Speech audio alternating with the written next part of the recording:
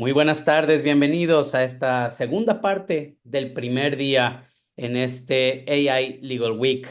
Em, la conversación de hoy es por lo menos actual e interesante y por supuesto completamente relacionado con nuestro tema, porque es la inteligencia artificial en ya uno de sus casos de uso, no nada más actuales, sino por supuesto y siempre por la temática polémico porque tiene que ver con armas y orden y la actividad del Estado en tanto poseedor del monopolio de la violencia, en palabras de filósofos de nuestra época. Y para hablarnos de ello, tengo el gusto y el honor de presentarles al doctor Marcos López Oneto, abogado, profesor e investigador en el campo del derecho de la inteligencia artificial y derecho del trabajo.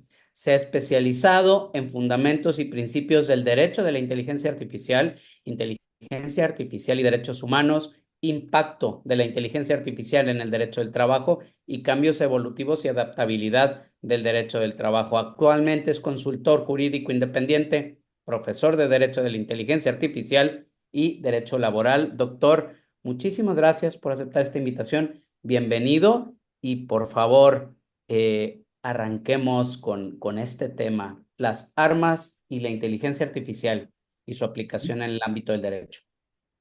Muchas gracias, Roberto, por la presentación.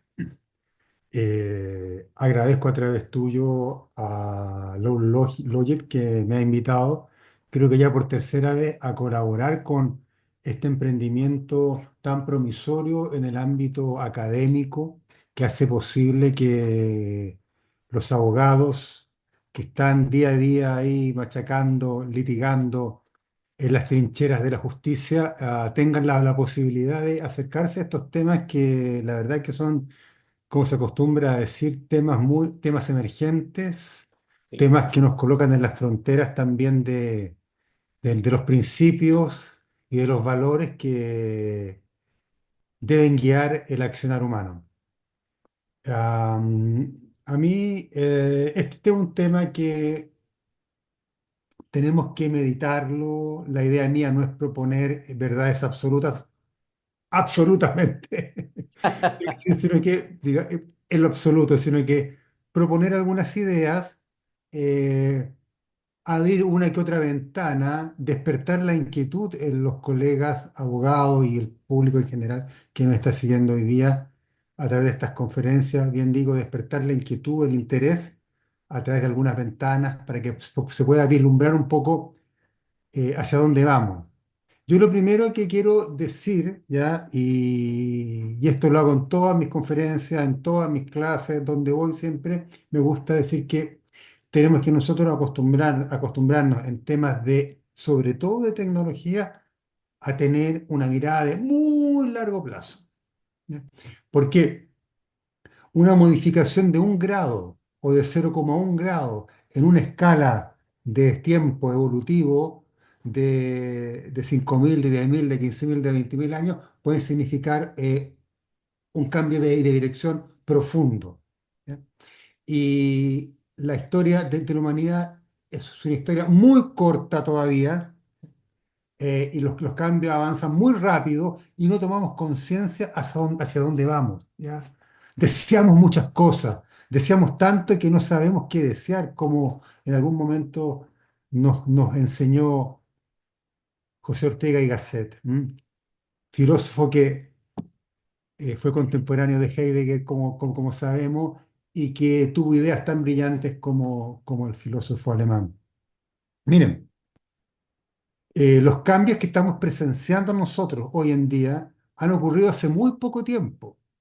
Hace apenas, esto es algo que no tiene más de 400 años, ¿ya? Que no es nada en la historia de la Tierra, en la historia de los primates, en la historia de los sapiens, en la historia de la humanidad. Y esta historia actualísima de la tecnología, además, es una historia que partió hace poquitito, ¿ya? Recién, digamos, en la primera revolución industrial, ¿ya? Y el impulso y lo que vemos hoy día como tecnología cibernética, digital, inteligencia artificial, recién en los años 50, años 60. Es decir, en apenas 40, 50 años pasamos del teléfono que uno lo discaba, yo recuerdo, o de la máquina de escribir, pasamos a lo que tenemos hoy en día.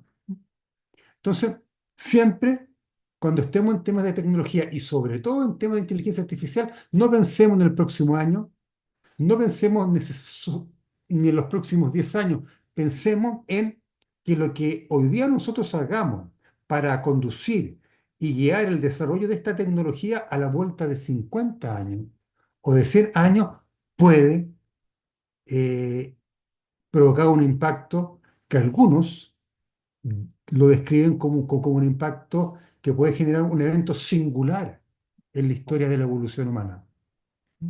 Entonces, tengamos presente esto. Otra metáfora que a mí me gusta usar previo a cualquier charla sobre inteligencia artificial es esta. Es para entender un poco, verlo de una forma que nos permita entenderlo más simplemente. Entonces yo digo, miren, el hombre quería volar, vio a los pájaros volar, quiso volar y creó la aeronáutica. Por supuesto que los aviones y la aeronáutica no producen un vuelo como los pájaros, porque los pájaros son seres orgánicos, ¿no? Pero vuelan, vuelan. No vuelan como los pájaros, pero vuelan. Podemos volar. Los aviones y las naves espaciales son de aluminio, de distintos materiales. Los pájaros son seres orgánicos, tienen sangre, tienen hueso. Lo mismo, quiso conocer las profundidades del mar, se sintió incapaz de poder subsistir por sí mismo en el mar, creó, ¿no es cierto?, la navegación, barcos, submarinos, y navegan, vuelan, navegan, bien digo, bucean, se sumergen en las profundidades, tan bien como los seres orgánicos que habitan ese medio. ¿No? Lo hacen, pero lo hacen de una forma distinta. Entonces el hombre ahora quiere crear inteligencia. ¿Qué, lo que hoy día estamos viendo no es como, o sea, no es como, por así decirlo, la inteligencia natural o humana, pero es inteligencia. Es la forma como el hombre ha logrado hoy día crear algo parecido a la inteligencia humana. Y al actual ritmo de desarrollo que va la inteligencia artificial, que el término exponencial no es exagerado, porque si uno analiza la evolución, puede llegar a encontrar una curva exponencial de desarrollo, es decir, geométrica, que cada cierto periodo de tiempo se va multiplicando, multiplicando, multiplicando, multiplicando por un exponente, eh, por momentos hasta cuadrático. Correcto. ¿Ya? Y si seguimos a este ritmo, según las proyecciones más, digamos, que nosotros diríamos conservadoras, ¿ya? El año 2100, de seguir esta curva de crecimiento exponencial, podríamos presenciar el surgimiento de inteligencias artificiales muy poderosas. ¿Y qué es lo que se quiere? Yo quiero también, para ir entrando al tema de las armas autónomas, quiero hacer un pequeño, digamos, preámbulo.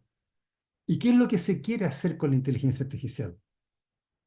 Básicamente, lo que se pretende es generar por medios artificiales, específicamente a través de una máquina, que puede ser física o puede ser virtual. ¿Ya? Las máquinas no solamente, insisto, no solamente una máquina es algo de fierro, perdón que empleo una palabra, o de aluminio, algo que podamos tocar, que podamos ver, sino también existen las máquinas virtuales. El ciberespacio está lleno de máquinas virtuales. ¿Ya? Entonces, básicamente lo que se quiere a través de una máquina física o virtual, ¿no es cierto?, generar lo que los seres humanos entienden que es la inteligencia, porque tampoco está muy claro qué es la inteligencia. Pero ¿a qué se asocia la inteligencia? Se asocia a razonamiento, a solución de problemas, a reconocimiento de patrones, a simulaciones, etcétera, ¿ya? A la capacidad de descubrir soluciones creativas, de adaptarse a los cambios, de interactuar con el medio ambiente, en el fondo de tener autonomía. Esa es la palabra clave, autonomía, es decir, capacidad de autogobierno. Y para que un ente se autogobierne, desde el punto de vista de lo que se está buscando, es un ser que tiene razonamiento, que soluciona problemas, que se adapta. ¿Ya? No es lo mismo automatismo que autonomía. ¿Ya? El Entonces, automatismo, doctor, sería actuar por sí mismo, pero con la dirección venida desde un tercero, y la autonomía es la toma de decisiones sin la intervención de un tercero de un segundo. exactamente, hablamos de automatismo cuando las conductas o las respuestas que vemos de un sistema están preprogramadas. Correcto. ¿Ya? Por el contrario, hablamos de autonomía cuando la máquina interactúa con el entorno y genera respuestas sin que haya un programa de por medio. Ya. Porque en el caso de la autonomía, cuando la máquina o el ente interactúa con el medio ambiente, con el entorno y va generando respuestas, va aprendiendo. Es decir, la autonomía también va asociado a la capacidad de aprendizaje del ente artificial, la máquina. Y, Roberto, esto también es súper importante desde la entrada a saberlo. No existe la inteligencia artificial.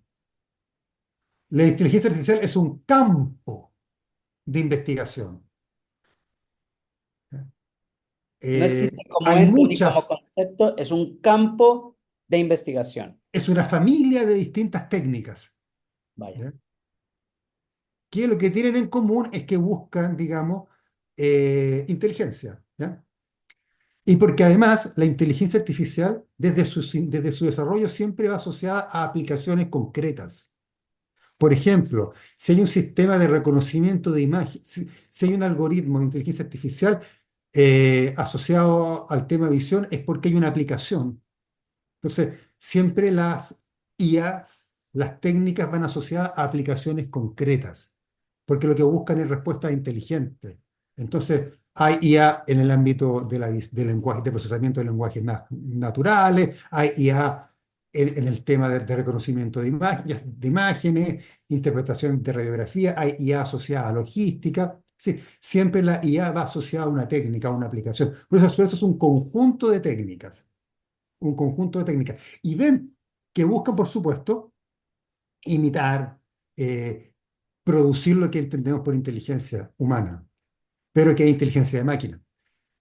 Dentro de la inteligencia artificial hay un subcampo, por así decirlo, que es aprendizaje automático o machine learning, que es la técnica predominante de inteligencia artificial hoy en día. ¿Ya? Y dentro del aprendizaje automático hay como otro campo dentro del aprendizaje automático que es el aprendizaje profundo o con su nombre en inglés que es deep learning, que básicamente consiste en generar predicciones e interacciones de la máquina con el medio ambiente a través de algoritmos que están estructurados como redes neuronales, porque son sistemas bioinspirados, es decir, son algoritmos, ¿ya? Que crean modelos predictivos en base a la ingesta de datos, de cantidades importantísimas de datos, eh, y que procesan esa información como nosotros creemos que funciona el cerebro humano. Y por eso se habla de redes neuronales artificiales, porque los algoritmos están estructurados como fórmulas matemáticas que emulan aquello. Entonces, el mundo de la IA es un mundo de aplicaciones, ¿ya? De distintas técnicas. Entonces, por ejemplo, cuando alguien habla de la inteligencia artificial, así en singular, dice, la inteligencia artificial es esto, uno automáticamente puede llegar a pensar que esa persona no conoce mucho el campo, ¿ya? Porque con eso nos está dando a entender de que no sabe que esto es un universo, es un mundo de aplicaciones. Ahora, eh, entonces, y lo que buscamos, y finalmente, como hablábamos de la autonomía, lo que buscamos nosotros, lo que se busca en inteligencia artificial es que las máquinas cada vez tengan mayor autonomía. Mientras más autónomo sea un sistema de inteligencia artificial, más potente va a ser, porque va a ser capaz de autogobernarse en sus interacciones con el entorno. Y, como les decía anteriormente, la autonomía siempre va relacionada con la capacidad de autoaprendizaje, porque la máquina, mientras más aprenda de su propia experiencia, ¿eh? Más autónoma va a ser porque va a generar modelos que le permiten ir resolviendo situaciones inesperadas. Entonces, hay distintos niveles de autonomía. Y dependiendo de los distintos niveles de autonomía o de autoaprendizaje, es que en general en el mundo de la inteligencia artificial se acostumbra a hablar de inteligencia débil, inteligencia artificial general y superinteligencia artificial. La inteligencia débil es el actual estado de la inteligencia artificial. Estamos en ese nivel, ¿no? Y ese nivel, que comillas se dice débil, por Correcto. contrastarlo con la general, ustedes ven lo potente que es. Es tremenda, es tremenda. Y avanza, avanza y va en un ritmo de crecimiento exponencial, que se espera que en el año 2100 pudiera llegar a este nivel.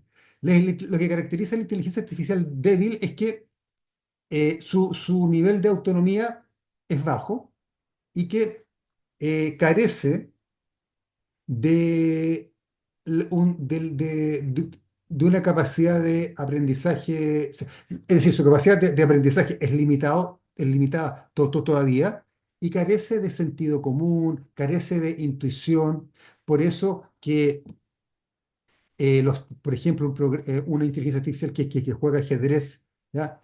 Le puede ganar a los más grandes campeones de ajedrez del mundo, pero si yo la pongo a jugar dama, no va a poder jugar dama, no le va a poder ganar a un jugador de ajedrez, porque el jugador de ajedrez, como tiene intuición, tiene experiencia, rápidamente aprende a jugar ajedrez mucho mejor que la máquina. A la máquina tendríamos que entrenarla especialmente para que aprendiera a jugar dama y ajedrez. Entonces, le falta intuición. Cambio, sentido común, capacidad de autoaprendizaje permanente, de adaptabilidad, de poder funcionar en distintos contextos y ambientes. ¿Eh? Es las aplicaciones de inteligencia artificial actuales, débil, siendo muy potentes, lo son en ámbitos que están más bien circunscritos, por así decirlo, en cuatro paredes. Quizás la expresión no es la mejor, pero es para una idea. En cambio, la inteligencia artificial general que parte de la débil, ¿no es cierto? Porque tiene todo el fundamento de la débil, pero crece a partir de ahí. Ujú.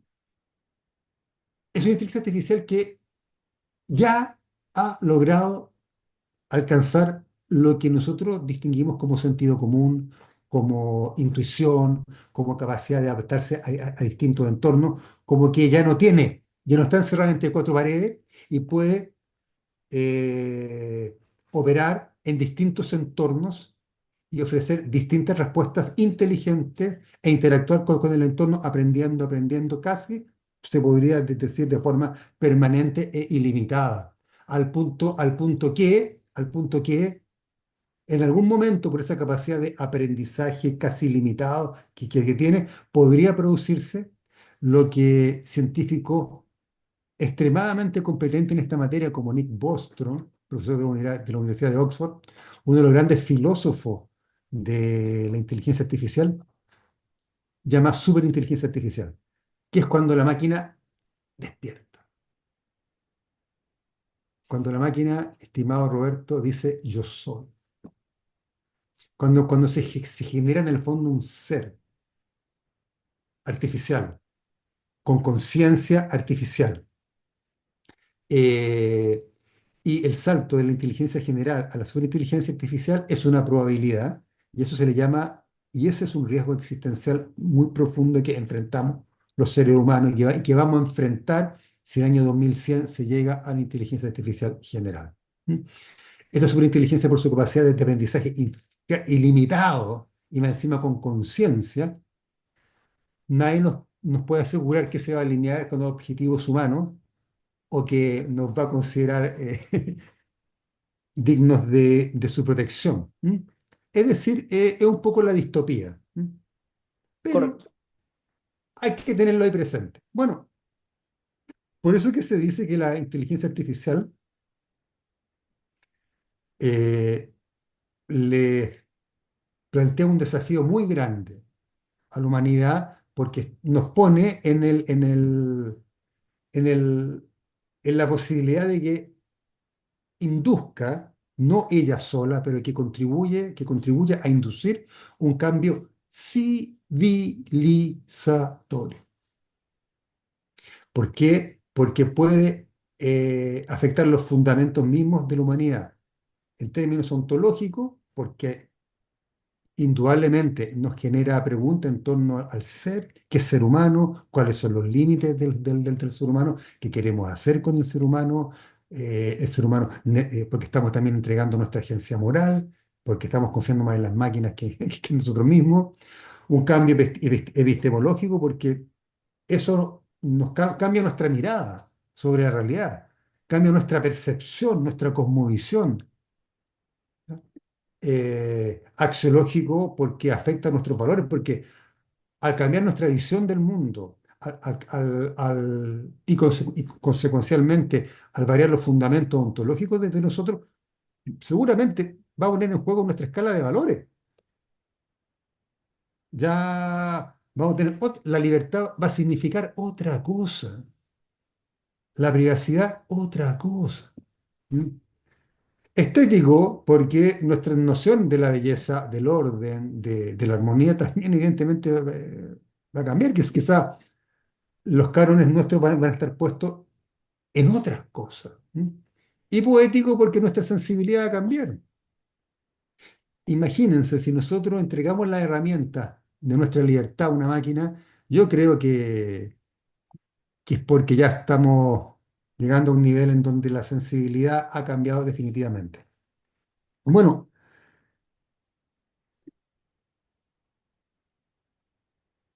pero el cambio civilizacional que hay que tenerlo siempre presente a la hora, porque el principio de responsabilidad nos obliga a pensar en las generaciones futuras, ¿ya? Pero hoy en día, en el cortísimo plazo, en el cortísimo plazo, estos son los principales campos en donde está ya impactando, positiva y negativamente, porque la inteligencia artificial es un arma de doble filo, es como la energía nuclear. La energía nuclear se puede usar para fines benéficos y las aplicaciones son múltiples, ¿ya? No las vamos a mencionar, pero también se usa como un arma de destrucción masiva y que, bueno, ustedes saben, o sea, el mundo está constantemente en peligro de ser incinerado, si acaso alguna vez el botón rojo se aprieta. ¿Mm? Ah, y la inteligencia artificial es algo parecido, ¿ya? Es decir, sus efectos benéficos son, pero maravillosos. Puede ser una llave que le permita a la humanidad por fin alcanzar niveles de paz, armonía y de bienestar. Pero por otra parte, también admite usos que son muy dañinos para la humanidad. ¿Mm? Entonces hay problemas de privacidad, hay problemas de transparencia algorítmica, hay discriminación, hay manipulación. De hecho, si uno ve la ley de inteligencia artificial de la Unión Europea, la primera ley de inteligencia artificial del mundo, advertirá de inmediato que, por ejemplo, se prohíben sistemas de inteligencia artificial que se utilicen para reconocimiento facial remoto en tiempo real en lugares de uso público, que se prohíben y quedan prohibidos sistemas de inteligencia artificial que se utilicen para manipular a grupos vulnerables, como niños, ancianos, porque se prohíben también sistemas de inteligencia artificial que sirvan para hacer scoring social, es decir, categorizar a las personas, seleccionar, en fin, porque ya está, ya sabemos l- el daño que puede producir y que está produciendo.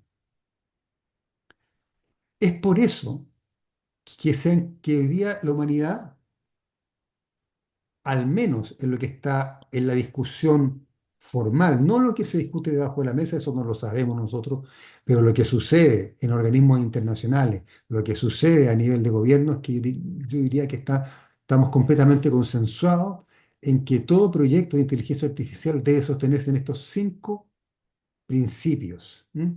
Que son beneficencia, no maleficencia, autonomía, justicia y explicabilidad.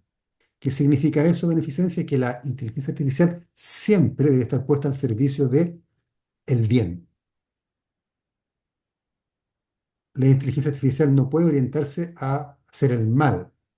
Y además, y además hacer el bien, entre otras cosas, significa que debe estar puesta en objetivo de reproducción del ser humano en términos valóricos, en términos democráticos. ¿M? Por consiguiente, a contrario sensu, como decimos los abogados, eh, la inteligencia artificial no podría utilizarse para causar daños a la persona humana. Ergo, las armas autónomas no deberían existir. O sea, partimos mal, partimos mal. Pero las tenemos, ¿no? Pero las Por eso tenemos, estamos teniendo esta conversación. pero las tenemos y para allá vamos, y para Correcto. allá vamos, y para allá vamos, ¿m? Y para allá vamos. ¿Ya? Hacer el bien, no hacer el mal, autonomía, es decir, no las IA no pueden tener un nivel de autonomía tal que impidan que el ser humano las controle. O sea, toda inteligencia artificial tiene que tener el botón de apagado, Ujú. por explicarlo en simple. ¿Ya?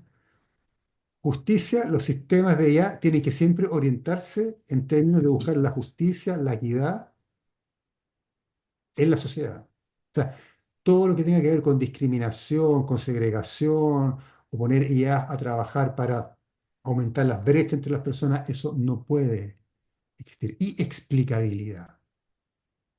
Es decir, los sistemas tienen que ser explicables, porque si no son explicables, obviamente no vamos a saber si nos están manipulando o si nos están eh, discriminando, porque, miren, esto se los digo se los digo yo, uno dice, no, yo soy inmanipulable, pero créanme que justamente la manipulación a través de IA consiste en eso, en que usted crea que no lo están manipulando. Estamos hablando de algoritmos extremadamente complejos. Existe un campo que se llama inteligencia artificial emocional, que trabaja por ese campo. Entonces, todo eso, a eso se refiere. Es decir, la explicabilidad también se asocia con rendición de cuentas, que la inteligencia artificial diga, bueno, así fue como llegué al output, así fue como llegué a la predicción. Tiene que ser transparente. En el mundo se habla de transparencia algorítmica. Entonces, es... Y así, por ejemplo, es que la ley de inteligencia artificial de la Unión Europea se construyó, se construyó eh, en base a esos principios. ¿Ya?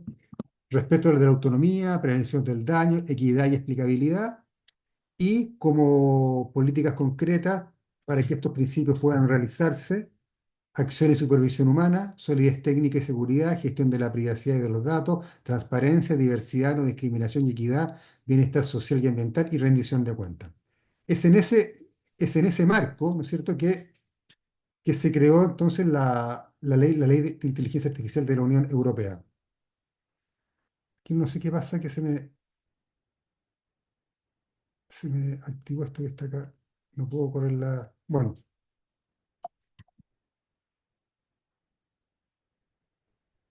Un segundo, por favor. Claro, maestro. Ahí está. Bueno,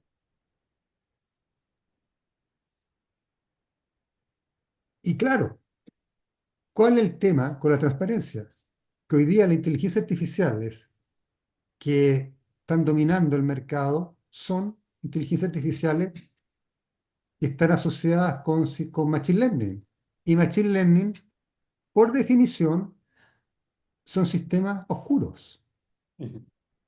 son cajas negras, sobre todo Deep Learning. ¿Y cómo sabemos que la tecnología dominante en términos empíricos, no por lo que sale en los diarios? Porque los estudios científicos así lo indican. No, hoy día, hace muy poco, en este informe de la WIPO, que está disponible en Internet, sabemos que es el que Machine Learning y Deep Learning son las técnicas de IA que más se inscriben a nivel de propiedad industrial en el mundo. Y aumenta, y cada día más aumenta, porque se están creando aplicaciones de Machine Learning y de Deep Learning en distintos ámbitos del que ser humano. Y Deep Learning son cajas negras. Es muy difícil, y por eso que existe un campo que se llama inteligencia artificial explicable, es decir, que trata de descifrar lo que pasa dentro de las cajas negras. Y es por eso que, y es por eso que además, la ley de inteligencia artificial, que es la ley pionera en el mundo, obliga a que los que introduzcan sistemas de IA en el mercado de la Unión Europea, sistemas de IA, entre los muchos requisitos para los sistemas de alto riesgo que van a estar permitidos, ¿ya? Es que tienen que estar diseñados para que puedan ser explicables. Correcto. Es decir, la idea es orientar la IA en términos de que ésta sea explicable. Es decir, es una decisión de política pública. ¿Queremos IA? Sí, queremos IA, pero queremos que vaya en esta dirección, ¿ya? Doctor, en ese sentido no es raro y simplemente quiero remontarme Y por al supuesto, estado actual de las cosas antes de inteligencia artificial en materia de armas a distancia, en donde si bien no es abierto al público, definitivamente los operadores de los drones, los que en su momento y todavía hoy son manuales, deben poder explicar por qué eligieron uno u otro objetivo cuando algo sale mal, ¿no? Y pasan a un panel de review y en todo caso a un tribunal específico militar. No trasciende al público en general, pero la explicabilidad de sus acciones sí ocurre frente a un panel de evaluación del por qué apretaste el botón. Eso cuando hay un humano detrás. Estamos llegando precisamente a lo que nos dices, a cuando no hay un humano detrás. Esa es la explicabilidad que tendríamos que encontrar cuando hablamos de armas autónomas. efectivamente, no sé qué pasó con la presentación, algo hice, Sí, déjame, vemos tu pantalla, pero no la presentación. ahí sí, ahí sí, ahí sí, ahí sí. Ahí estamos. Claro, lo que tú dices es muy cierto, ya, pero vamos para allá, ¿ya? Entonces, hoy día estamos nosotros enfrentados, digamos, a un mundo tipo Huxley. ¿Por qué? Porque el tema, y esto es lo irónico, que estamos conscientes de los daños, ¿ya? Sabemos sabemos que existen estos riesgos existenciales, pero sin embargo seguimos avanzando. ¿Por qué? Porque el problema que tiene la inteligencia artificial es que erotiza al ser humano. En el sentido, digamos, que el ser humano se enamora de la inteligencia artificial, le gusta la inteligencia artificial. Y por consiguiente, fácilmente puede ser preso, puede la humanidad caer prisionera de su descendencia digital.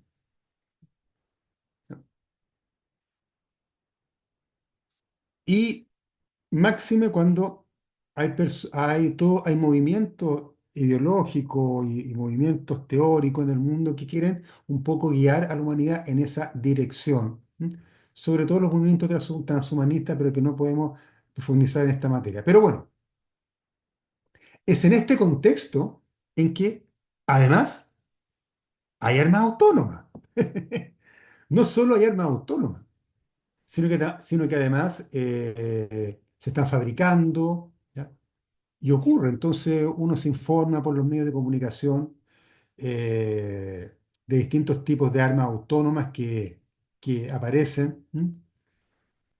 Lo que suele verse, ¿no es cierto?, es cuando se armamentizan robots, ¿m? Robots que tienen cierta capacidad de autonomía y de repente los vemos en alguna película, en algún documental. Vemos también sistemas de inteligencia artificial que detectan blancos. Vemos también algoritmos de localización de objetivos, ¿ya? De reconocimiento de objetivos. También de repente se ven documentales, películas. Estoy tratando de mostrar cosas que generalmente uno ve en la televisión, ¿ya? Son sistemas que son familiares y que se están usando en distintas escalas, ¿ya? ¿Ya?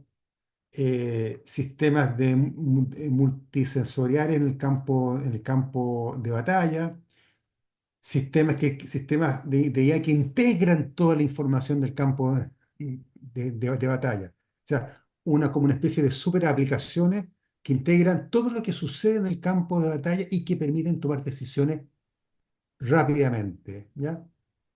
¿Ya? Entonces se trata de inteligencias artificiales que tratan el campo, en el dominio militar, de juntar aspectos operacionales, tácticos y estratégicos. ¿M? Entonces, miren, esto era una sala de guerra de la Segunda Guerra Mundial. ¿Ya? Estas son las salas de guerra del siglo XXI. Ujú. eh, con super inteligencias artificiales, perdón, inteligencias artificiales que integran todo el proceso militar en el campo de batalla. ¿M? Y, y si hiciéramos nosotros un esquema de cuáles son las principales aplicaciones que hoy día existen de IA en el dominio militar, tenemos, por supuesto, armas autónomas y de reconocimiento, sistemas de vigilancia, ciberseguridad, seguridad interior, logística y transporte, que es una tremenda área, que son los que saben algo de ciencia militar, saben que la logística es un tema esencial en cualquier planificación de una guerra. ¿Ya? Sí, ¿ya? Vehículos autónomos, sistemas de entrenamiento, de combate y simulación de combate, robots en el campo de batalla, es otra área que se está desarrollando, salud y atención médica en el campo de batalla, todo eso con inteligencia artificial. Eso es la industria de hoy día. La industria que conocemos a través de fuentes abiertas, insisto, fuentes abiertas. ¿Ya? Fuentes no, lo que pasa debajo de la mesa no lo sabemos. Esos son secretos militares, las grandes potencias nomás tienen ese conocimiento. ¿Mm? Y sabemos que este mercado crece, crece, crece, crece y todos los días crece. No diríamos a un ritmo exponencial, pero digamos multiplicándose, no sé, con una tasa de crecimiento, la verdad que no la calculé, pero yo creo que por lo menos estamos hablando de cuánto, Roberto. Pues prácticamente del 2022 al 2032 estamos hablando de un crecimiento 2x o en tema de porcentaje un cien por Exacto. ciento en 10 años, es Claro, el y doble. crece y crece. Recordemos lo que dijo Putin por ahí por el año 2018. La potencia que primero alcance la IA general, se estaba refiriendo en esa IA, que domine la IA, va a tener la hegemonía mundial, porque la ventaja que ofrecen en el ámbito militar es decisiva. ¿Ya? No solamente a nivel de armas autónomas, es decir, de un misil, de un tanque, de un submarino, de un avión, sino que desde el punto de vista también de la integración de la IA en todas las facetas del ámbito militar. Toma de decisiones, un comandante, un comandante de unidad, por ejemplo, que está en el campo de batalla y que cuenta con asistencia de inteligencia artificial a través de drones con inteligencia artificial, robots de reconocimiento, sistemas de vigilancia o de merodeo alrededor de su unidad. Es decir, las ventajas en el campo. O sea, estamos hablando de sistemas que se integran en todo el proceso militar. ¿Mm? Lo cual genera economías de escala, economías de eficiencia, ventajas tácticas en el campo de batalla, tomas de decisiones más rápidas, en fin. ¿Y cuál es la pregunta? Bueno, ¿y el derecho? ¿Qué- ¿Ve que íbamos a llegar ¿Dónde y juega, maestro? ¿Dónde juega? Por supuesto. para allá íbamos, para allá íbamos? Bueno, evidentemente yo sé que para usted la respuesta es obvia. ¿Las potencias estarán interesadas en regular esto, en regular esto? Por supuesto que no.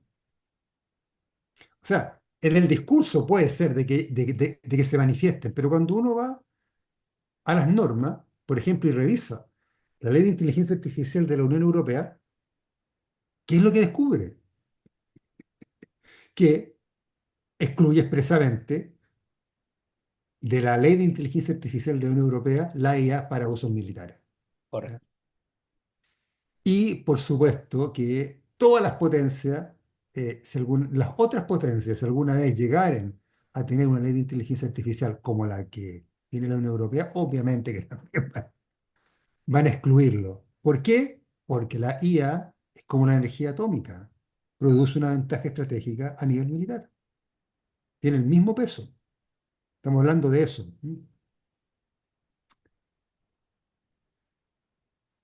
Y es curioso que la ley, y entonces ahí cuando empiezan la incoherencia, ¿ya? Porque uno dice, la ley de inteligencia artificial excluye expresamente la IA para usos militares, pero el objetivo de la ley es precisamente luchar por el bienestar humano.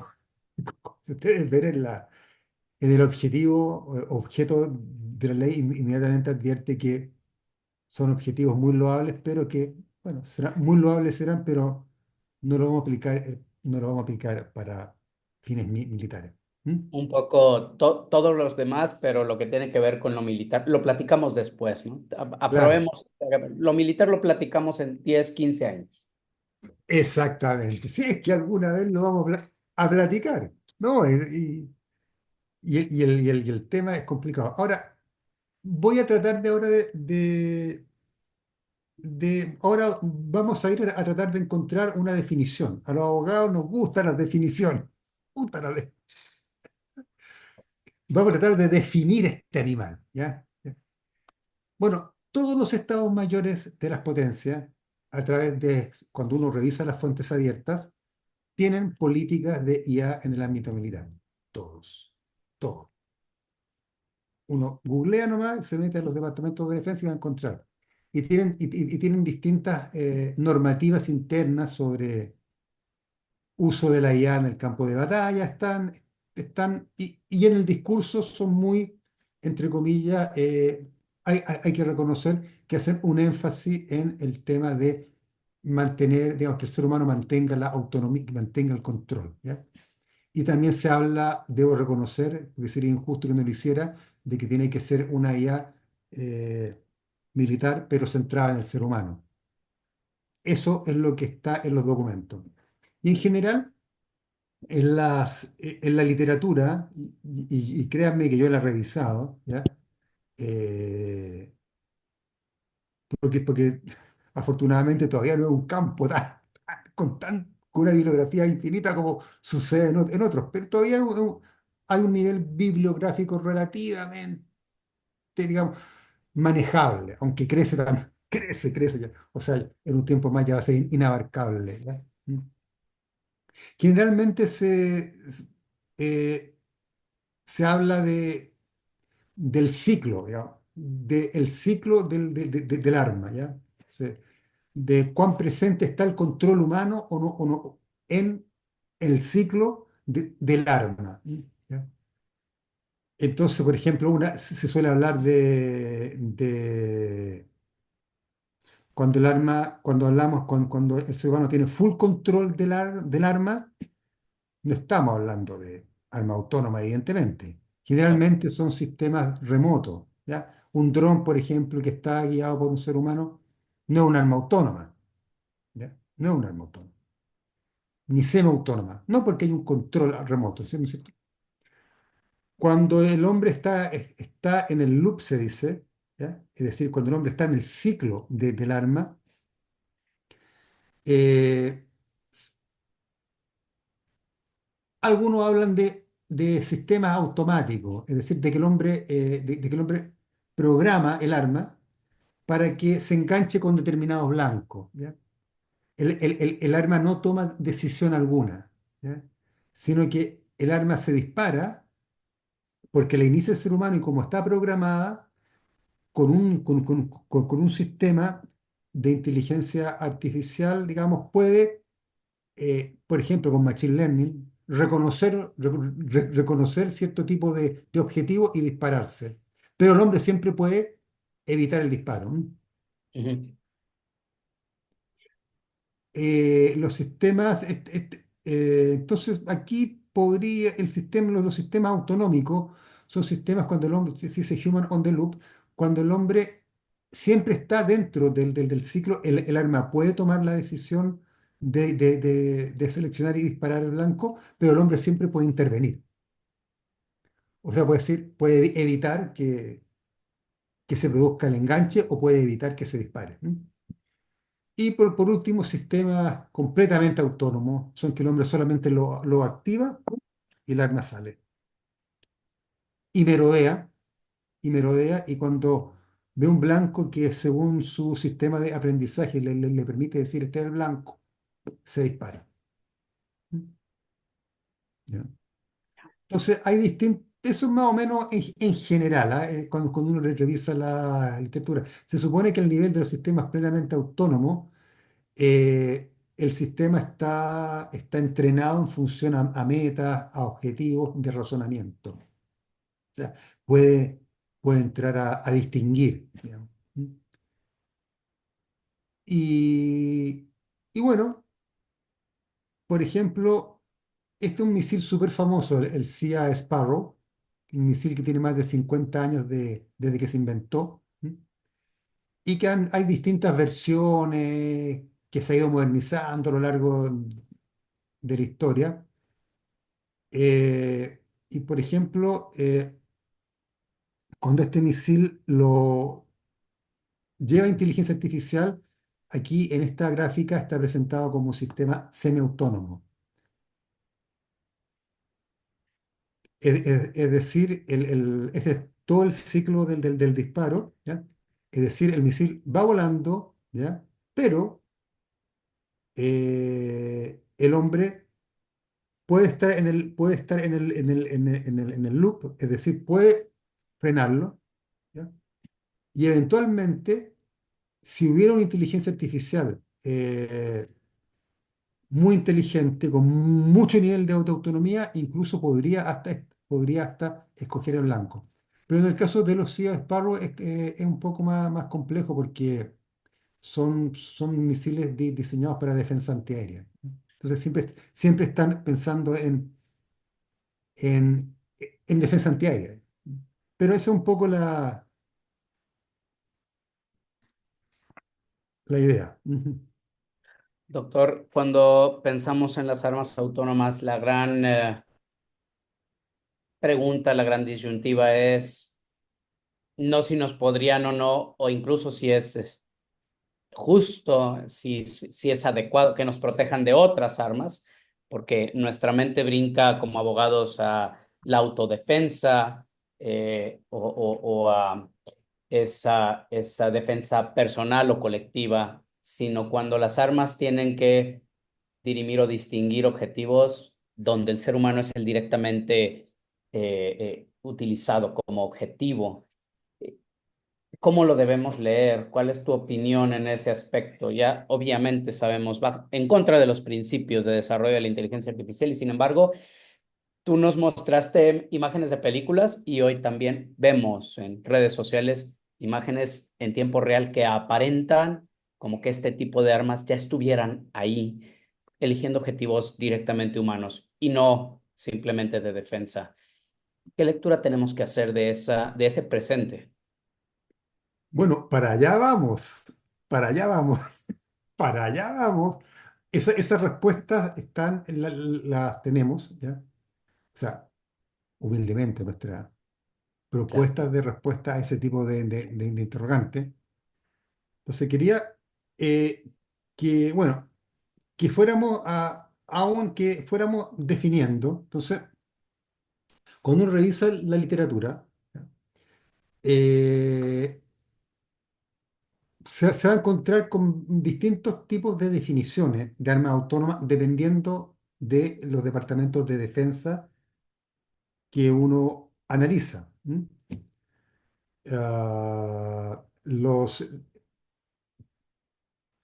Esta revisión a mí me permite, me ha permitido concluir lo siguiente.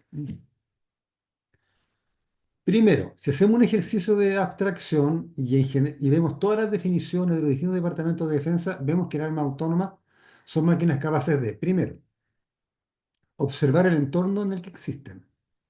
Segundo, orientarse a ese entorno basándose en las entradas de sus sensores. Tercero, evaluando posibles cursos de acción y decidiendo uno. Y cuatro, actuando para implementar esa acción. Ahora, dependiendo de la mayor o menor autonomía de que gocen las armas autónomas, serán las posibilidades de distinguir entre sistemas semiautónomos, es decir, armas que una vez activadas solo se enganchan con un blanco o con un grupo específico de blancos, los que han sido previamente seleccionados por un operador humano. Sistemas de armas autónomas supervisadas por operador, que es un sistema que es muy parecido al ser semiautónomo, pero tiene una pequeña diferencia. Y es que son sistemas de armas diseñados para proveerle al operador la posibilidad de intervenir o terminar un enganche, incluyendo en el caso de fallas, antes de que daños inaceptables ocurran. Es decir, en un caso, un arma semiautónoma se engancha con un blanco o un conjunto de blancos específicos que han sido previamente seleccionados por el operador y el arma, en el caso de que sea un misil, sale a volar y se engancha con el blanco y se dispara, pero también ese mismo sistema puede estar supervisado por un ser humano, es decir, que le da siempre al ser humano la posibilidad de desengancharlo al arma del blanco y evitar que el arma finalmente se percute, que el arma finalmente opere. Y sistemas completamente autónomos, que son sistemas que una vez activados por el ser humano, inician su ciclo de operación y eh, se ejecutan, es decir, encuentran el blanco para el cual el sistema de arma autónoma ha sido diseñado. Un ejemplo de este tipo de sistemas full autónomos son los que se llaman las municiones merodeadoras, es decir, que se lanzan, se activan y merodean hasta que encuentran un blanco y lo seleccionan y lo intentan destruir. Sin embargo, yo creo que es posible distinguir, aparte de ese tipo aparte de esas distinciones, conviniendo que hasta donde sabemos armas completamente autónomas todavía no existirían, ¿ya? Yo creo que igual que independientemente de eso también es posible teóricamente distinguir lo que yo llamo sistema completamente autónomo, que es distinto al arma autónoma, ¿ya? Eh, que serían armas o sea, a ver, me expresé mal. Es decir, que aparte de la categoría de sistema completamente autónomo, es decir, aquellos sistemas de arma en que una vez activado el arma decide el blanco y se dispara, lo que yo digo es que es posible distinguir otras categorías de armas autónomas que no existen en la actualidad o que pensamos que no existen, no lo sabemos, ¿ya? Pero que es posible que existan en la medida en que la inteligencia artificial se encamine o se acerque a la inteligencia artificial general o a la superinteligencia artificial. Entonces, ¿cuál es la tesis mía? Es que una tesis muy simple. Y es que en un mundo donde existe inteligencia artificial general, y más aún en uno donde se esté en presencia de superinteligencia, va a existir la factibilidad tecnológica de construir armas cuya activación no dependa del ser humano. Es decir, las armas completamente autónomas necesitan que un ser humano las active. Pero también es posible pensar en armas autónomas que no necesiten de activación humana. Es decir, que estén diseñadas para que se autoactiven. ¿Mm? Y dentro de esa categoría, uno podría distinguir futurísticamente, por cierto, armas autónomas autoactivadas, es decir, que están diseñadas como máquinas que ellas deciden cuando se activan, ¿ya? Y también es posible distinguir armas autónomas activadas por artificiales externas, es decir, un sistema de armas autónomas que a su vez son activadas por una inteligencia artificial. Y esa inteligencia artificial que activaría a este sistema de armas autónomas, puede ser una inteligencia que a su vez se autoactiva o que no es activada por inteligencia por humano.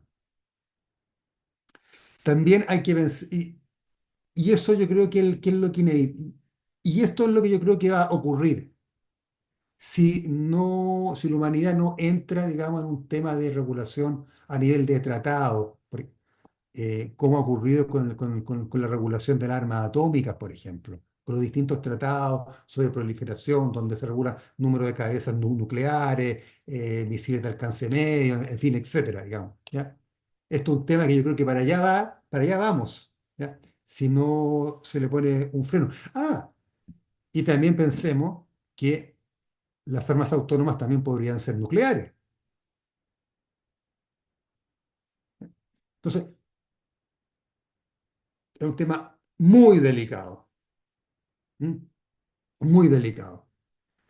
Ahora, ¿cuáles son los desafíos de las armas autónomas hoy día? Porque existen, ¿ya? Existen armas autónomas, no todas son de destrucción masiva o no todas son letales, ¿ya?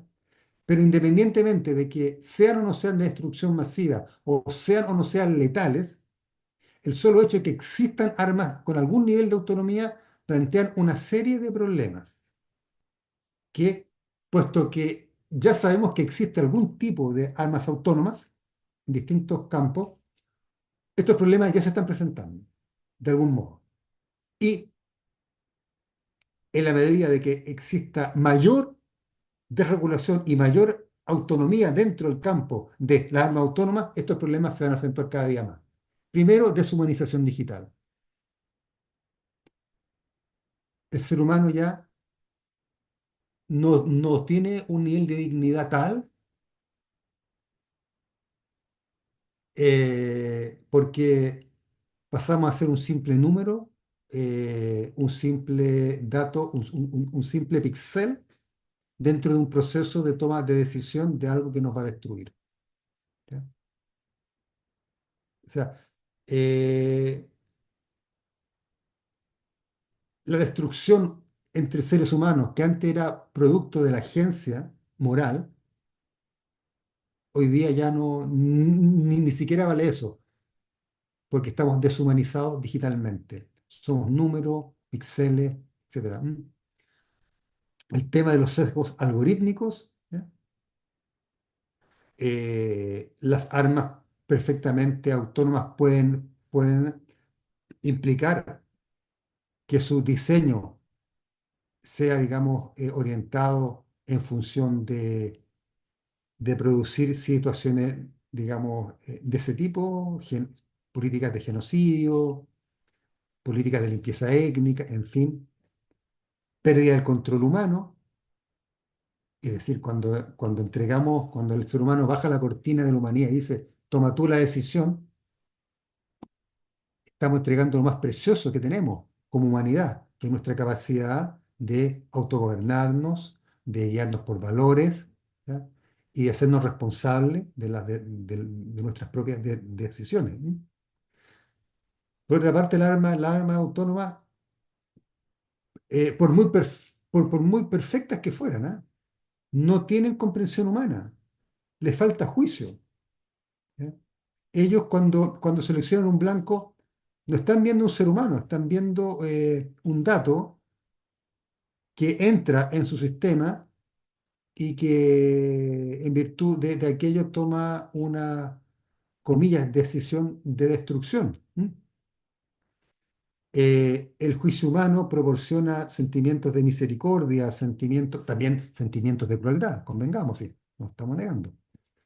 Pero, pero aunque las armas autónomas fueran más justas que el ser humano, aún en ese estadio,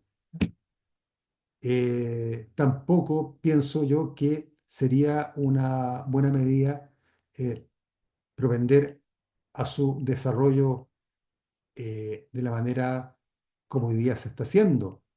¿Por qué? Porque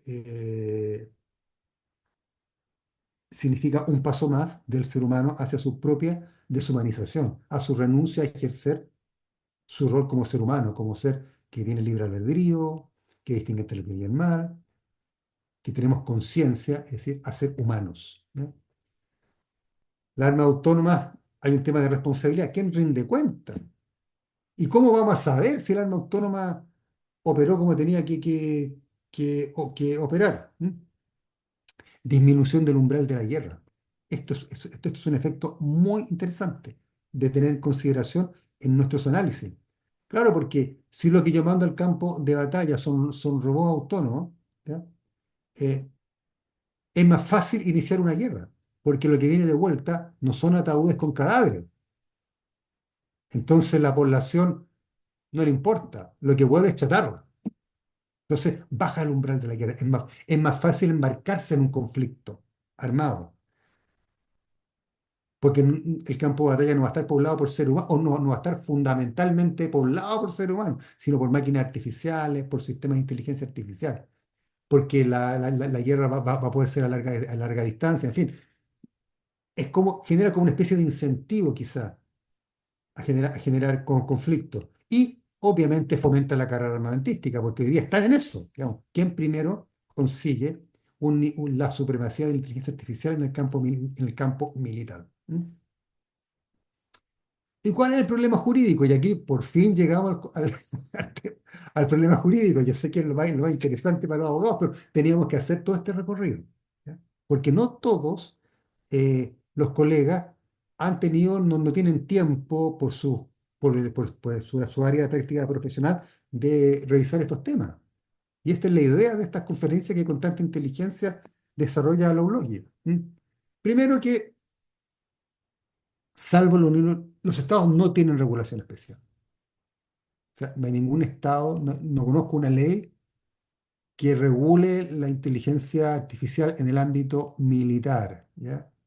En los términos que estamos conversando al menos, pero yo en Estados Unidos conozco regulación de la inteligencia artificial en términos militares para producir más IA en el campo militar, a través de las leyes de presupuesto y de presupuesto del Departamento de Defensa. Y hoy día el Departamento de Defensa está absolutamente embarcado en desarrollar exponencialmente este tema. Lo mismo en Europa, lo mismo en China, lo mismo en Rusia, en fin. ¿Ya? No hay una regulación especial en el sentido que estamos hablando.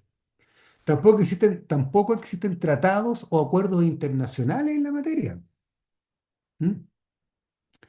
Y es por eso precisamente que hoy día en el mundo existe una campaña a nivel mundial por regular el uso de las armas autónomas, sobre todo de las letales. ¿Ya? Y se están iniciando, ¿no es cierto?, una serie de conversaciones en los foros mundiales para poder arribar a un tratado en la materia. Yo, la verdad, que como están las cosas en el mundo, lo veo muy difícil, ¿ya? Que esto pudiera ocurrir en el corto plazo. ¿No? Entonces, ¿cuáles son las propuestas que yo formulo? ¿Ya? Frente a la ausencia de regulación expresa. Yo digo, bueno, frente a la ausencia de regulación expresa, ¿qué podemos hacer? ¿Qué puede hacer el pobre individuo? ¿Qué puede ser un abogado filántropo, por ejemplo, que quisiera litigar a nivel internacional en esta materia o litigar a nivel nacional, que este tema le interesara? ¿Hay derecho? ¿Hay alguna forma de derecho? Y mi tesis es que sí hay derecho. ¿Ya? Si bien es cierto que no hay derecho expreso, ¿ya? Pero nosotros sabemos que también existen los derechos implícitos, los principios implícitos, en fin. La tesis mía es que aquí hay dos órdenes jurídicos, por plantearlo así, que nos pueden ayudar a nosotros a poder resolver situaciones que el desarrollo de las armas autónomas vayan presentando mientras no exista una regulación especial en cada país o una regulación a nivel internacional, expresa en la materia. Entonces, ahí es donde yo propongo la tesis de que sí tenemos derecho y tenemos el derecho de la inteligencia artificial y además tenemos la cláusula Martens, ¿m? Como que es una cláusula de derecho internacional humanitario. ¿M? Entonces, eso es lo que vamos a ver ahora. ¿M? ¿Qué es el derecho de la inteligencia artificial? Con la sigla DIA, que yo me gusta usar esa sigla, ¿ya? La tesis que nosotros hemos fundamentado a través de distintos libros y artículos, es que existe un derecho de la inteligencia artificial que uno puede inferirlo a través de un proceso de inducción dogmática del derecho internacional de los derechos humanos. Es decir, de que, del derecho, del corpus denominado Derecho Internacional de los Derechos Humanos, es posible inferir una eh, regulación mínima que permite poner límite al desarrollo de la tecnología cuando ésta está orientada con fines que pueden poner en peligro el desarrollo de la humanidad. ¿Mm? ¿Ya? Y yo fundamento esa tesis, la fundamento básicamente, digamos, el, el conjunto normativo desde el cual uno puede inducir eso, ¿ya? Son todos los tratados de derechos humanos a nivel internacional, pero bastaría el nivel de emergencia de un punto de vista técnico, jurídico, bastaría con la Carta de las Naciones Unidas y la Declaración Universal de los Derechos Humanos. Te dirán, pero ¿cómo? El profesor plantea esta tesis. Y es porque hay que hacer historia. O sea, recordemos que tanto la Carta como la Declaración, que todo miembro de las Naciones Unidas, todo Estado miembro, por el solo hecho de ser miembro, adhiere a esos instrumentos. Se saltó, ¿ya? Son instrumentos que se elaboraron después de la Segunda Guerra Mundial. ¿Mm? Es verdad que en aquella época la inteligencia artificial era algo que estaba en la mente de un puñado de genios, ¿ya? No era el tema, pero sí era el tema de la energía nuclear. Porque nos cuesta a nosotros meternos en la atmósfera cultural, dramática del fin de la Segunda Guerra Mundial, ¿ya? conocimos el poder de la energía nuclear. El presidente Truman dio la orden de bombardear Hiroshima y Nagasaki con un doble objetivo. Primero, forzar la rendición de Japón y segundo, darle un aviso a Stalin. Se inauguraba eh, la Guerra Fría y el mundo entraba en una fase en donde por primera vez en la historia de la humanidad tenía el poder de autodestruirse. Eso no había pasado nunca en la historia de la humanidad. Cualquier guerra que podía desatarse entre los seres humanos no implicaba el término de la humanidad. Podíamos seguir en guerra eterna, íbamos a seguir existiendo, pero ahora no. Ahora con la energía no nuclear la cosa era completamente distinta, el mundo se podía autodestruir. Y es por eso que la primera resolución que adoptó la Asamblea General de las Naciones Unidas fue ni más ni menos que la creación de la Comisión de Energía Atómica, ¿m? Como una forma de regular esta tecnología. Entonces, a partir de ahí uno puede inducir, ¿ah?, dogmáticamente, o sea, metodológicamente, de conformidad a la metodología jurídica, ¿ya?, que tanto la carta como la declaración tienen un principio. Es posible inducir un principio que nos dice que el desarrollo tecnológico de la humanidad no puede ser puesto a trabajar en función de tecnologías de destrucción masiva o de tecnologías que puedan poner en riesgo a la humanidad. ¿M? ¿Ya? Eh, y la inteligencia artificial es una tecnología con un poder eh, sí, destructivo a juzgar por las voces científicas más autorizadas, tan potente como la energía nuclear. Pero claro, en el caso de la energía nuclear, la destrucción de la humanidad sería por la incineración de la humanidad.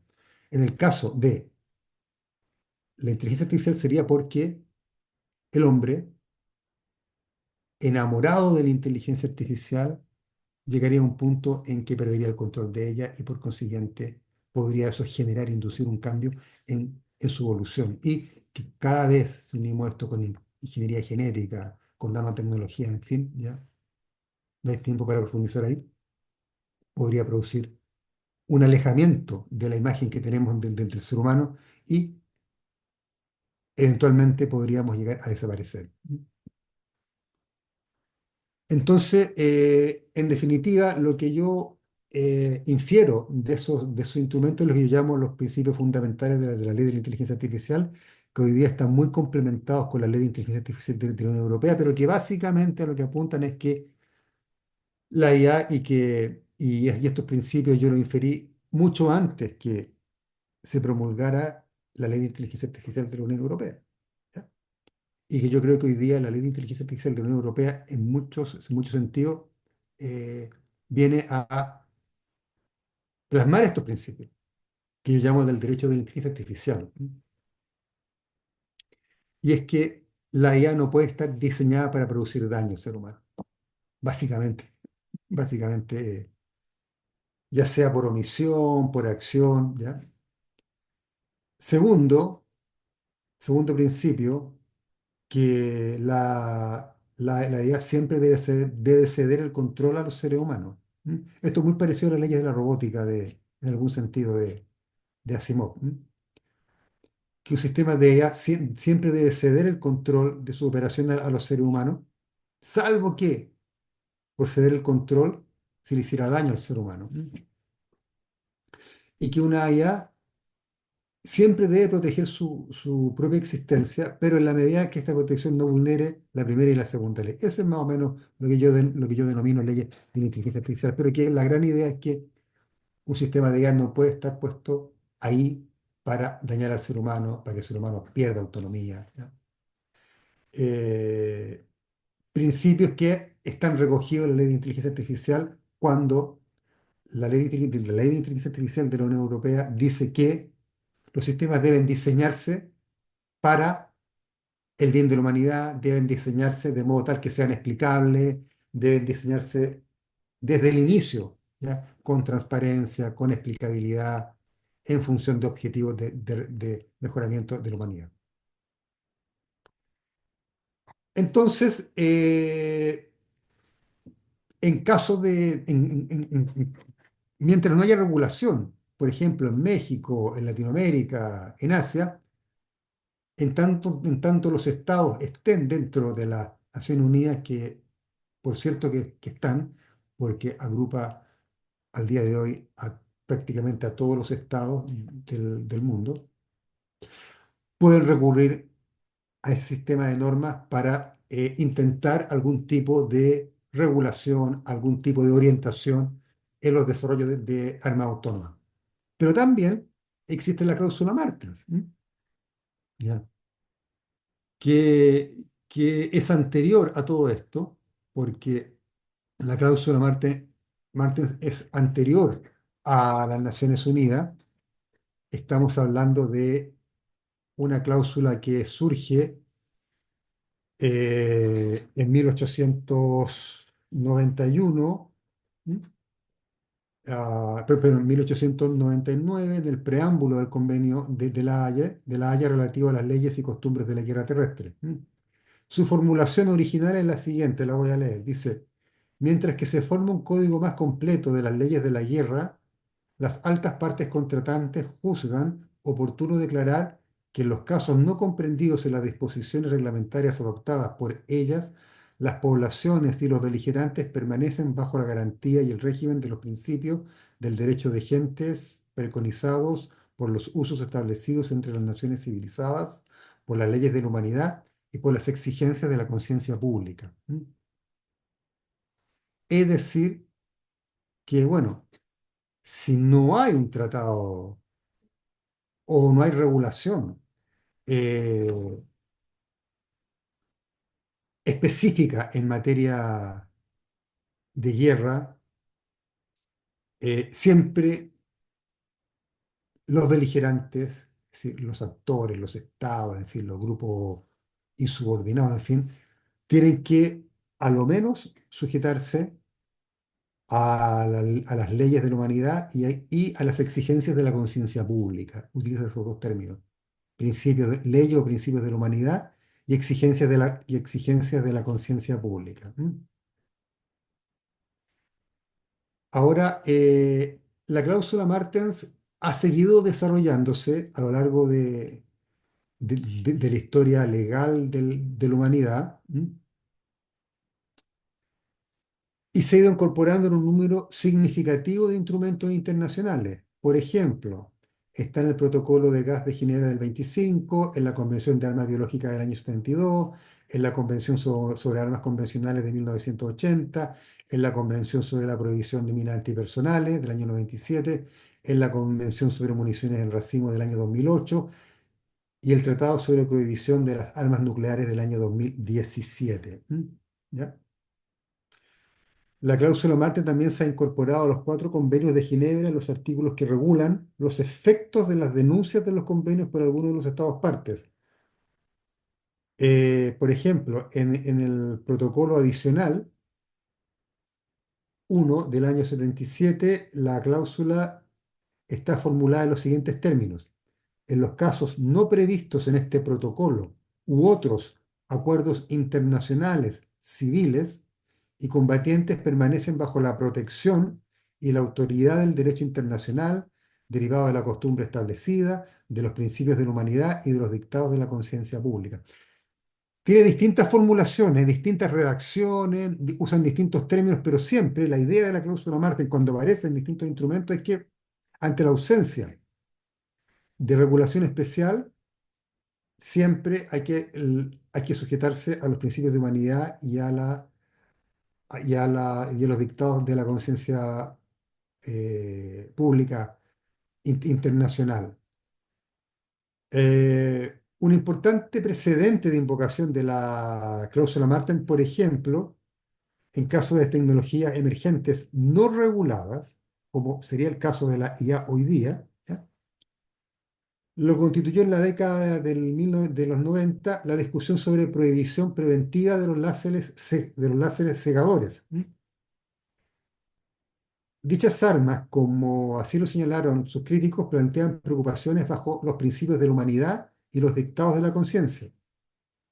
Fue así como la primera conferencia de revisión de la Convención sobre ciertas armas convencionales, sostenida en 1996, representantes de la ONU y de la sociedad civil caracterizaron los láseres cegadores como inhumanos, aborrecibles a la conciencia de la humanidad e inaceptables en el mundo moderno. El representante de Chile en la referida conferencia de revisión expresó su esperanza de que el organismo, abre comillas, podría establecer pautas de acción preventiva para prohibir el desarrollo de tecnologías inhumanas y, por tanto, evitar la necesidad de remediar la miseria que podrían causar. Pues bien, como resultado de la aludida discusión normativa, el protocolo sobre armas láseres cegadoras del convenio, adoptado el año 95, prohíbe expresamente el uso de láseres cegadores. Queda prohibido emplear armas láser específicamente concebidas como única o una más de sus funciones de combate para causar ceguera permanente a la vista no amplificada, es decir, al ojo descubierto o al ojo provisto de dispositivos correctores de IA vista. Las altas partes contratantes no transferirán armas de esta índole a ningún estado de ninguna entidad no estatal. O sea, como vemos, la cláusula Martens constantemente está siendo mencionada en los instrumentos internacionales que intentan regular la guerra. Vimos algún ejemplo y vimos el caso del tema de la regulación de los láseres secadores, en donde se invocan los principios de humanidad, ¿ya? Eh, y señalándose que este tipo de arma es aborrecible, que es inhumana. Bueno, las armas autónomas sobre todo, las completamente autónomas y de destrucción masiva, ¿ya? O simplemente letales, es decir, armas autónomas letales o sea, armas completamente autónomas letales, armas completamente autónomas de destrucción masiva, sobre todo ese tipo de armas, ¿ya? A juicio de este exponente, contraría los principios de humanidad y la exigencia de la conciencia pública. ¿Mm? ¿Ya?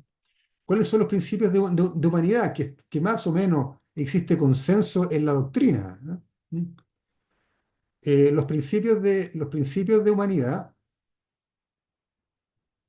obligan a tratar a los demás con humanidad y mostrar respeto por la vida y la dignidad humana. ¿Ya? Eh, el trato de humanidad supone necesaria y forzosamente el despliegue de la compasión y la ejecución de juicios éticos y legales. Y que yo sepa, solo los humanos podemos desplegar la compasión y ejecutar juicios éticos y legales. ¿Mm? Y aunque una máquina artificial eh, pudiera desplegar conductas o ejecutar juicios que nosotros pudiéramos decir, ah, la máquina ha sido compasiva, ah, la máquina ha sido justa, la máquina actuó legalmente, aún en ese caso, igualmente atentaría contra los principios de humanidad, porque una máquina, por definición, no es un ser humano. ¿Ya? Y si nosotros aceptamos que eso lo haga una máquina, estamos renunciando a ser humanos. Le estamos entregando el control a las máquinas. Estamos autolimitándonos, estamos renunciando a la agencia moral. Tomamos distancia, no queremos ser responsables. Entonces, bueno,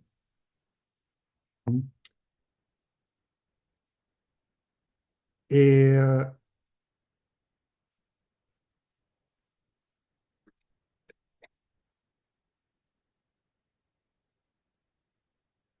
déjenme ver. Bueno, hemos avanzado, ¿qué hora es? ¿Qué hora es? Son las 5:27 acá en México. Ok, ya, estamos un poquito atrasados. Estoy por terminar, ¿ya? Perfecto. Ya estoy por terminar. Es- am, Se está avanzando, como le decía, o sea, como les decía, atenta contra los principios humanos. Ahora, las exigencias de la conciencia, ¿ya? Que en el fondo, ¿a qué se refiere este término? A la opinión pública mundial, a la opinión pública estatal, a lo que piensa la sociedad civil, ¿ya? Y hoy día, a mí me da la impresión que en general todos estaríamos de acuerdo en que se prohíba el uso de armas completamente autónomas, letales y completamente autónomas de destrucción masiva, a lo menos, a lo menos. ¿Ya? Y esa es también la opinión en general, de los organismos internacionales. O sea, de hecho, como mencionaba anteriormente, eh, la Asamblea General de las Naciones Unidas está trabajando en la materia y y el secretario general de las Naciones Unidas está muy entusiasmado con el tema y junto con la presidenta del Comité Internacional de la Cruz Roja están haciendo un llamado a que comiencen las negociaciones para generar un instrumento internacional que sea vinculante en la materia, obviamente, entre las partes y que genere, digamos, yo no somos ingenuos, ¿ya? Pero que genera algún marco de regulación en la materia, ¿m? Algún marco. Mi tesis es que pudiera aunque evidentemente no son lo mismo, son distintos, pero un poco en el espíritu de los tratados de proliferación de armas nucleares, si pudiera por lo menos hacerse algún tipo de rayado de cancha en ese sentido. Bueno, las conclusiones de esta exposición, y con esto te termino, estimados colegas, son primero que todo, las armas autónomas, sobre todo las letales y completamente autónomas, ya sea sobre todo la de destrucción masiva, deberían estar prohibidas por ser contrarias a los derechos fundamentales, atentar contra los principios de humanidad y las exigencias de la conciencia. Mi segunda conclusión, obviamente, tiene que ser pragmática, porque ya existen armas autónomas y, y entonces, respecto del otro tipo de armas, ¿ya? Es decir, las que no son completamente autónomas, ¿ya? Y tampoco son letales y tampoco son de destrucción masiva, evidentemente, deben regularse, así como se regulan los demás sistemas de armas entre las potencias. O sea, de que hay regulación hoy día en ciertos tipos de armas, ¿ya? Armas biológicas, por ahí tendría que buscarse algún tipo de regulación. Y mi tercera conclusión, que la conclusión jurídica, obviamente jurídica, es que en caso de inexistencia de regulación nacional o internacional, al menos tenemos a nuestro alcance para poder ejercer algún tipo de presión normativa, si es que es posible, digamos, ejercer frente a las grandes potencias, o por lo menos para introducirlo como discusión a nivel internacional, es el tema de esgrimir el derecho de la inteligencia artificial, así como la cláusula Marte, en tanto derechos aplicables. Y bueno, esa era la exposición que traía. Les agradezco su paciencia, les agradezco su audiencia, los conmino, los entusiasmo para que eh, tomen conciencia de este tema y que generen opinión dentro de sus respectivos ámbitos de influencia con esta materia y que estén más informados. Muchas gracias. Muchísimas gracias, doctor, por esta investigación resumida en una sola clase, una exposición magnífica. Ya únicamente quisiera preguntarte si tienes algunas redes sociales para estar pendiente de tus publicaciones, proyectos, algo que nos quisieras compartir. Por supuesto, estoy en LinkedIn. Por LinkedIn generalmente estoy constantemente subiendo material sobre inteligencia artificial. Me pueden ubicar por Marcos López Oneto. Estoy constantemente estoy permanentemente actualizando a mis seguidores sobre temas de inteligencia artificial. Y más o menos creo que puedo, puedo mantener al día a mis seguidores en lo que está pasando en materia de inteligencia de la Unión Europea, lo que está pasando en Latinoamérica. Muchísimas gracias, doctor. Pues ya saben, ya tienen ahí el contacto para que puedan seguirlo y seguir informándose. De nuevo, le agradezco muchísimo este tiempo y ha sido un honor estar aquí con usted. Muchísimas gracias, doctor. El honor ha sido para mí. Muchas gracias y por favor no duden en contactarme por LinkedIn. Yo respondo todos los saludos y también eh, mantengo contacto con las personas que así lo desean a través de correo electrónico. Le hago llegar publicaciones que estoy editando. Y para mí, ciertamente que constituye un ejercicio del principio de responsabilidad el estar constantemente informando sobre estas materias. Muchísimas gracias, doctor, de verdad. Y gracias a todos por conectarse.